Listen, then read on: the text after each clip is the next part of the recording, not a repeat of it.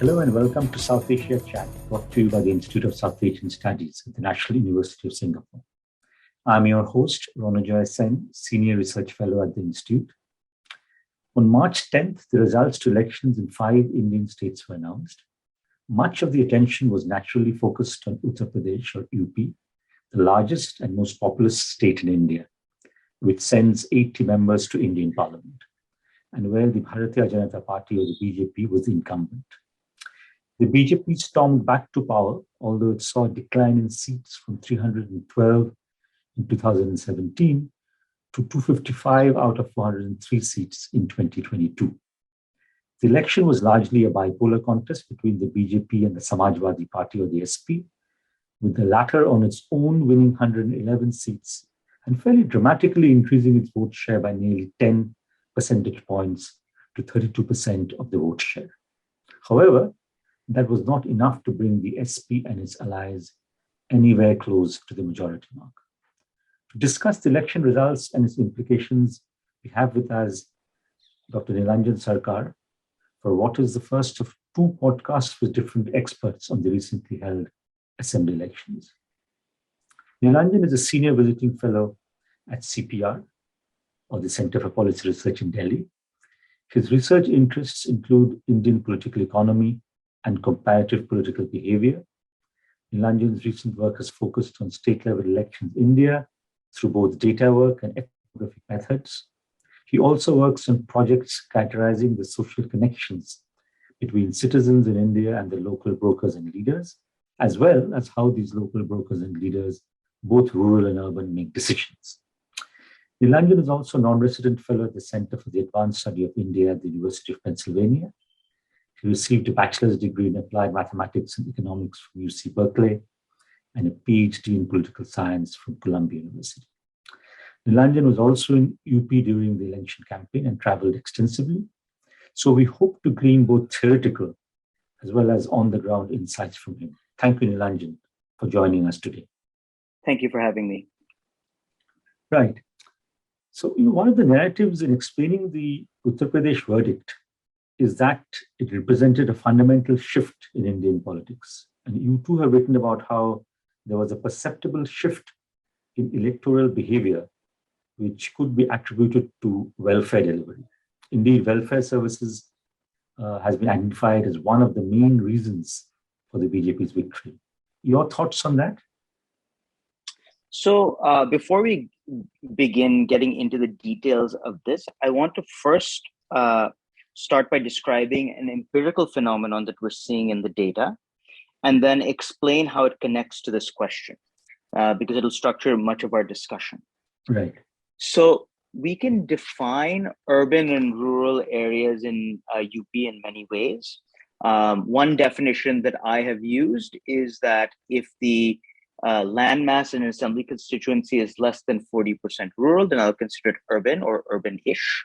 And if it's more than 40%, then I'll consider it rural. You can use any cutoff that you want. Now, what you see is that in 2017, when the BSP, the third party led by Mayawati, was still a large player, the gap between the alliance for the Samajwadi Party, the Samajwadi Party was allied with the Congress Party in 2017, and the BJP was approximately 13 percentage points, a little over 13 percentage points, whether we looked at rural or urban areas. Right. This time, the vote share has entered in quite unevenly for the Samajwadi Party alliance, this time allied with much smaller parties, the RLD in Western UP, SBSP in Eastern UP, and one of the factions of Apna Dal. Each of these parties corresponds to a small caste-based party in UP. What you actually end up seeing is that in urban areas, the margin of victory between the NDA, the BJP's alliance, and the Samajwadi Party's alliance did not change very much. It's still over 11 percentage points. In rural areas, it has come down to 5.5 percentage points. Okay? Right. So one argument that one might use to understand the effect of welfare benefits is that it is an affirmative reason, right? It is the basis, it is the issue upon which I make a decision to vote for the BJP or the Samajwadi Party or the BSP. Now we're not finding a huge amount of evidence for that, because if that were the case, then you wouldn't have seen this kind of rural-urban distinction. Indeed, another narrative in this election was that economic anxieties over jobs were causing anti-incumbency for the BJP. If that were the case, you would have seen more of a drop in urban areas than rural areas. The other way to think about what welfare benefits are doing, and it's something I've written about quite a bit, is that it builds into an image of Narendra Modi as the key political leader and the leader who can protect the average citizen. So if we go back and look at what the way in which welfare delivery was branded and the kinds of comments we heard, who has given you welfare benefits? Modi has given it. Modi is looking after us. Modi has made sure that we haven't suffered any more than we already have. It is this branding around Modi that was crucial to what the welfare benefits were doing. So what we do find is that the BJP's vote share hasn't really dropped in rural areas. What has happened is that a lot of the frustrations, a lot of those voters have come behind the Samajwadi Party. So rather than welfare being an affirmative reason to vote for the BJP over the Samajwadi Party, welfare is best thought of as the reason to continue voting for the BJP because I associate it with Modi. And so this is a crucial distinction to make when thinking about what has happened in UP. The BJP already had a huge vote share advantage. It was already in the pole position. Its job was to make sure that voters didn't leave its party. It didn't have to sway any new voters into the fold, right? And so that's why welfare benefits were so important, right? Because it made sure it built its popularity around Narendra Modi, and it made sure it said, look, if you leave us, you are leaving the person who has protected you over all of these years. That was the core political appeal that was made in UP. Right. No, that's fascinating. So, another narrative that's been circulating is that caste is no longer so relevant in UP as well as in the heartland politics. And this is something that the BJP and even Prime Minister Modi, during his victory speech, was emphasizing on. But do you think that's misreading the UP result and Indian politics in the heartland in general? So I think there are two plausible logics for thinking about how caste identity works vis-a-vis voting, and we need to distinguish between them. So the first argument is that it's a purely an identity-based vote, that I have a certain dignity that I associate with my caste community, like let's just say the Jat community in Western UP. If I feel that my identity has been impugned, then I will vote against you. If I believe that you are doing something for my identity group, then I will vote for you. The second logic is a political economy logic, right? That insofar as a core identity-based philosophical reason to vote for my caste, that may not exist. But if benefits are disproportionately distributed through people of my own caste identity, in my village, local caste leaders, then effectively I have to vote for people of my caste group in order to get those benefits. Right. Now, the former explanation still broadly holds. I think people do care about caste dignity. They do care about the representation of their community more generally. But it's the latter explanation, the local political economy explanation, where things have changed very significantly on the ground. Because of new technology, because of the way in which direct benefit transfers are done today, essentially coming from the top political leader to directly into people's bank accounts, they've essentially cut out the middleman in all senses, including caste intermediaries. And so what this means is that when we were talking about the kinds of narratives around wealth, had it been a decade ago, those narratives about welfare would still be about local caste intermediaries. Right. Today, that narrative about welfare is disproportionately about the leader at the top. And this isn't just about Modi. This is a phenomenon that we've seen with Nitish Kumar in Bihar. This is a phenomenon we've seen with Mamata Banerjee in Bengal. Right. This method of centralizing welfare delivery and branding around it has fundamentally changed the way in which the political economy around caste and welfare benefits works. Right. Although, just to digress a bit, in West Bengal and Bihar, which you just mentioned, the the benefits of welfare is usually ascribed to either say Mamata or Nitish Kumar rather than Modi. Would you agree? That's correct. That's correct. And I think one of the larger questions that we do have, right, is that there are certain kinds of political leaders. Nitish Kumar will leave to the side for a second because his case is a little more complicated. He's been facing a lot of anti-incumbency. Right. But take Mamata, take Arvind Kejriwal. These are leaders who put forth a pro-poor image, an image of delivery, either on infrastructure like health and education or on direct benefits, but without an explicit identity-based explicit identity basis for that delivery, right? It's universalistic in nature. We see that these kinds of state parties have actually done quite well against the BJP in state-wise competition, right? Whereas the Samajwadi Party, which, by the way, people in UP do still believe did a fairly good job of distributing. Akhilesh Yadav is associated with distributing laptop scholarships. Sure. But the overall narrative of the Samajwadi Party is as a caste-based party. It is not universalistic in nature. The BJP is very good at counter-mobilizing against a party like that. It has had a harder time mobilizing against these sort of universalistic welfarist parties. Right. Yeah, very interesting. Another view that's been quite prevalent is that religious polarization was not a factor in the UP election verdict, despite, we've seen throughout the campaign, and particularly statements by Adityanath, most famously this sort of 80-20 remark, etc. So do you agree that religious polarization was not a factor or at best sort of a minimal factor in the election verdict?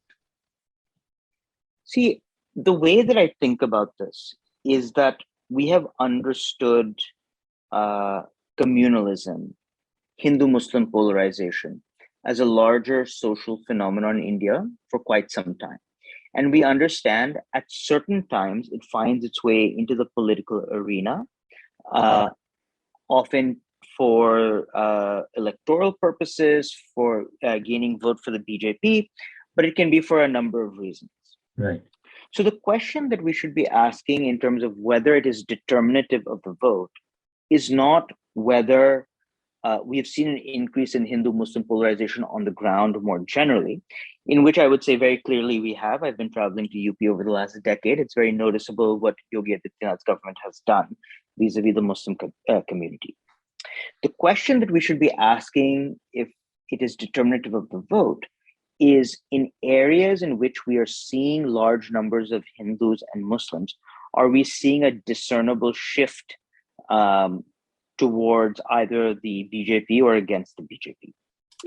And if you look at the data, the final phase 7, the area on Varanasi, an area that actually does not have in aggregate a very high percentage of Muslims. As you move east, you see lower percentages of Muslims. Right. This actually has been the very worst phase for the NDA and the BJP. They won 50% of the seats, right? 50% actually went to the Samajwadi Party alliance. Right? And so this is sort of evidence that there's something a little more complicated going on. Where there's been a lot of Hindu-Muslim polarization in and around Muzaffarnagar, in Western UP, in the first two phases of this election, I think it is still very much a factor. In Indian cities, not just in UP, it is very much a factor. But as we move east, we see a more complicated strategy that the BJP has used in order to build its coalition. We've talked about welfarism. We've talked about building complicated alliances across castes. Even in 2017, these were very much in play. Just one final point on this. This is not actually a deviation from our more general understanding of how a Hindu vote mobilizes. So there's been a lot of work, most notably by Tariq Tachil, about how the RSS and local organizations associated with Hindu fundamentalism and Hindu nationalism actually spread its wings into poorer communities through service and welfare, right? So it is a fairly old strategy to build connections on material means between political leaders and voters as a gateway to the Hindu vote. And I think it's still the phenomenon that we are seeing today. Right. That's great. So my next question is, there were two important or significant pre-election events. One was, of course, the COVID-19 catastrophe, and UP was particularly badly hit.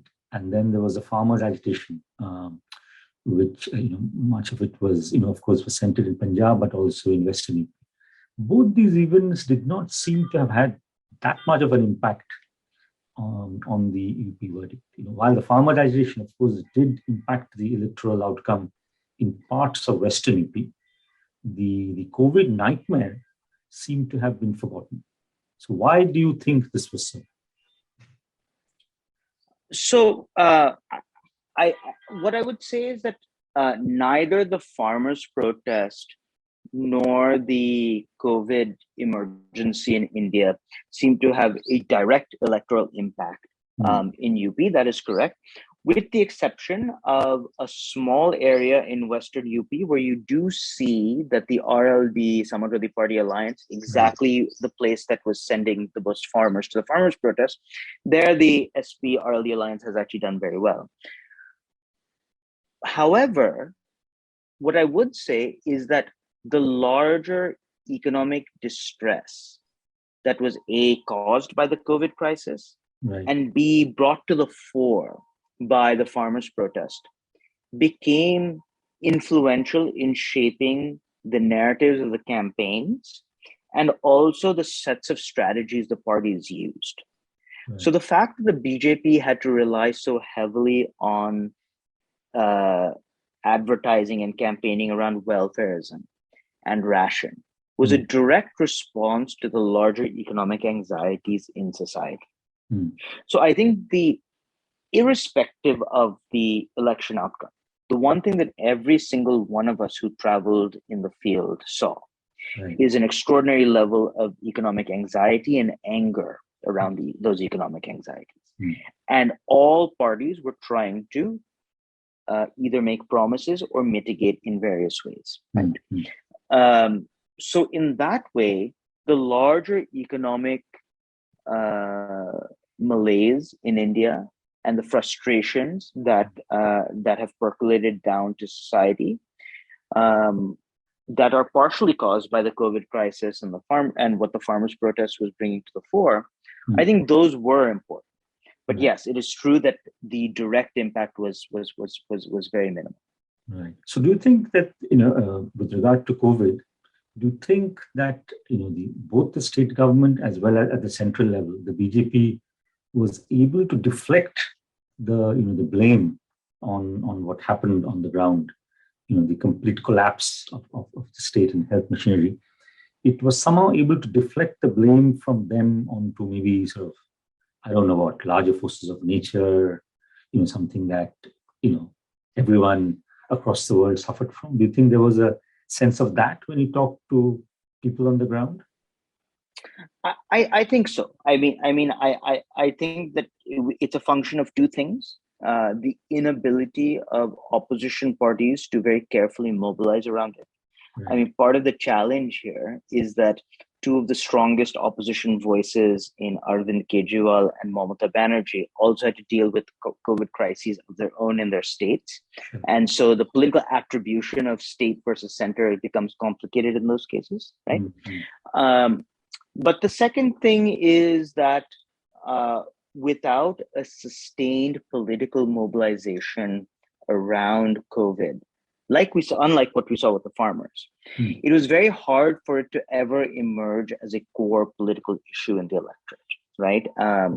And given the BJP's advantages in reaching the voter, both through social media, digital means, and just physical presence, the ability to turn that narrative either in favor of the BJP or simply make sure that it didn't have much of an impact, it really sort of put the cards in the BJP's hand, which they took advantage of. Right. Okay, so let me just head into the final sort of couple of questions. The UP election, as well as the other four states, have been sort of touted, particularly by the news media, as a semi-final. Of course, the reference being to the final in the national elections in 2024. Do you agree with that? And also, do you think, what is your assessment of what the UP verdict does to the stature of Adityanath in the BJP hierarchy, looking ahead to both 2024 as well as further down the road? So we take the first question first, right? So we have known, especially since 2014, we have seen an extraordinary disjuncture between state elections and national elections. Right. So it would be foolhardy to look only at state elections and try to make claims about what is happening or what will happen at the national level. That being said, there's one core lesson that does come from this. In a number of the states, in 4 of the states where the BJP has formed the government, we were talking about, in 3 of them, we were talking about BJP versus Congress contests. And the BJP was not only relying on local forces, but it was also relying on the image of Prime Minister Modi. Right. What we know from the 2014 and 2019 national elections is at the national level, when the BJP and the Congress have gone head to head, the BJP has had a strike rate of more than 90%. More than 90% of the time, the BJP has won head to head against the Congress at the national level. Right. The question we have today is that as the BJP is often projecting and building elections around the Prime Minister, and as the BJP in national politics has developed such a large advantage vis-a-vis the Congress, are we starting to see the kind of dominance the BJP has over the Congress at the national level percolating to the state level? We didn't see it a few years ago in states like Madhya Pradesh, Chhattisgarh, Rajasthan, right? But maybe now we will see in the coming year whether the BJP has consolidated to a greater extent vis-a-vis the Congress. Right. And so that way I would say that there is a national. Now, the second question is one about Yogi Adityanath and his stature. Now, purely as somebody who has empirically looked at the data, I would say that Yogi Adityanath wasn't the net positive for the BJP that he would like to have been. That being said, we do know that Yogi Adityanath has been very effective at centralizing power and advertising around himself, not unlike Modi now, and in some ways not unlike Modi when he was Chief Minister of Gujarat. Right. What we don't know is what the internal dynamics within the BJP are. During the victory speech after the results, Modi barely made mention of Yogi Adityanath. He made mention of himself and welfare schemes, right? And so it strikes me that there are still larger equations to be figured out within the BJP and how Yogi Adityanath fits into them. It's not clear to me that his brand of sort of aggressive Hindu-Muslim polarization without a softer side, which was all given to Narendra Modi, is a winning strategy against especially the new oppositions of Arvind Kejriwal and Mamata Banerjee. And so part of what Yogi Adityanath will have to cultivate if he wants to become a national leader on par with Modi or second to Narendra Modi is that softer side, the ability to deliver and not just be seen as an aggressive character, aggressive on Hindu-Muslim polarization, aggressive on quote-unquote law and order, but a more general sort of provider for the people. Right. Great. I think we've pretty much run out of time. So thank you, Neelanjan, for those fascinating insights, and looking forward to talking to you again very soon on UP and Indian politics. You were listening to South Asia Chat. If you wish to learn more about our work, visit us at isas.nus.edu.sg.